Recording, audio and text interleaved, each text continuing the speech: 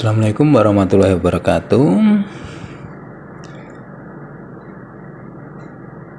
Materi kita pada hari ini adalah demonstrasi dan instruksi dalam belajar.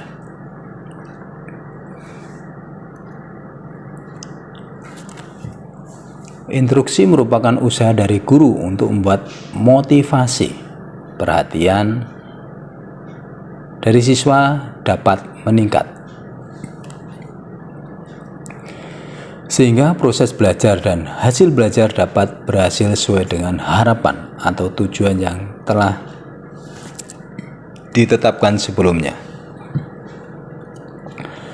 Dalam membuat instruksi, guru harus memiliki panduan yang jelas, sehingga instruksi betul-betul akan meningkatkan performa anak didik, bukan malah menghasilkan hal yang sebaliknya. Di sini jelas bahwa peran instruksi sangat krusial sekali dalam meningkatkan motivasi serta perhatian peserta didik atau siswa.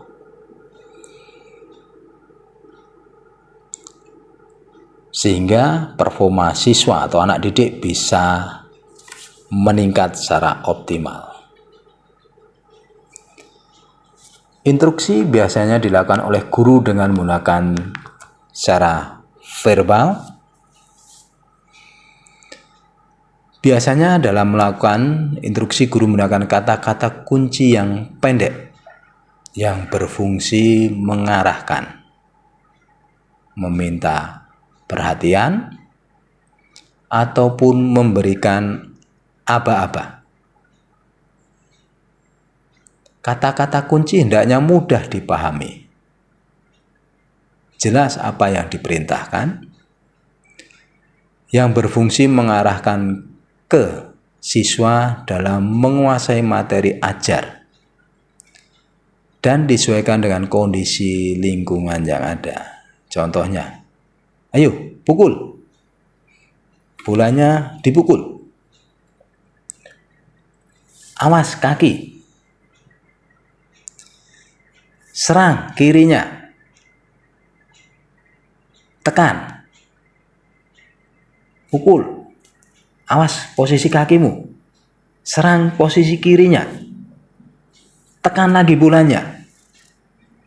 Nah, itu contoh-contoh dari instruksi baik dalam belajar, berlatih maupun saat bertanding.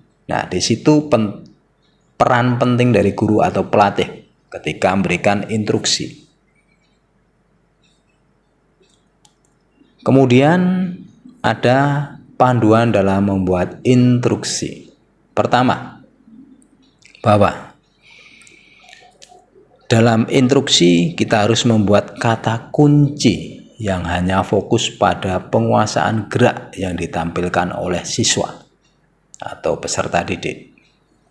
Jadi kita butuh kata kunci. Yang kedua, kata kunci harus jelas, mengarahkan perhatian siswa untuk memperhatikan apa yang diperintahkan guru atau pelatih. Jadi harus jelas kata kuncinya. Ketiga, umumnya kata kunci tidak lebih dari 4 kata, sehingga akan mudah dipahami oleh siswa. Jadi kurang dari 4 kata, serang kakinya, serang kirinya, tekan. Nah, rata-ratanya 1 atau 2, tidak lebih dari 4, sehingga siswa akan lebih memperhatikannya. Keempat, kata kunci harus mengandung kata kerja mengenai apa yang harus dilakukan oleh siswa. Nah, seperti yang dicontohkan tadi, awas kakimu. Nah, serang kirinya, kata-kata serang, kaki, tekan. Nah, sehingga siswa betul-betul fokus. Kelima, kata kunci harus tepat mengandung jumlah yang harus dilakukan oleh siswa. Nah, tadi tekan, serang kirinya, tepat mengandung jumlah. Nah, kiri, selalu ke kirinya. Nah, keenam, kata kunci harus mempunyai makna atau siswa dapat membayangkan apa yang diinginkan oleh gurunya.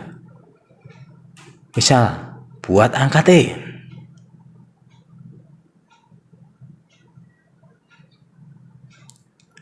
Backhandnya.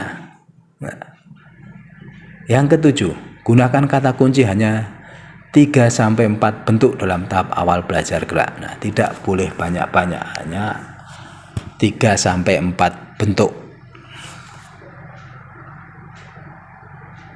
Kedelapan, berikan dorongan dan motivasi pada siswa yang mengalami kesulitan belajar. Nah, dalam proses latihan atau belajar, maka kita harus memberikan motivasi dan dorongan pada siswa yang mengalami kesulitan belajar.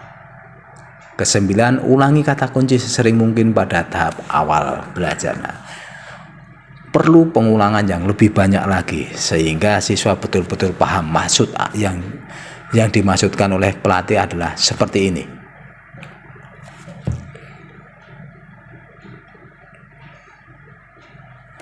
Itu berkaitan dengan instruksi. Kemudian kita akan bahas tentang demonstrasi. Metode instruksi dalam pembelajaran adalah salah satu metode dalam meningkatkan proses belajar dan hasil belajar. Selain melakukan instruksi untuk meningkatkan proses belajar dan hasil belajar, ada bentuk lain, yaitu melalui demonstrasi atau memberikan contoh gerak. Contoh gerak keterampilan oleh model kepada siswa atau anak didik. Model dapat dilakukan oleh guru maupun orang lain yang mampu memberikan contoh yang tepat tentang keterampilan yang diajarkan. Jadi bisa guru, bisa salah satu siswa yang pintar, atau kita menyewa orang lain.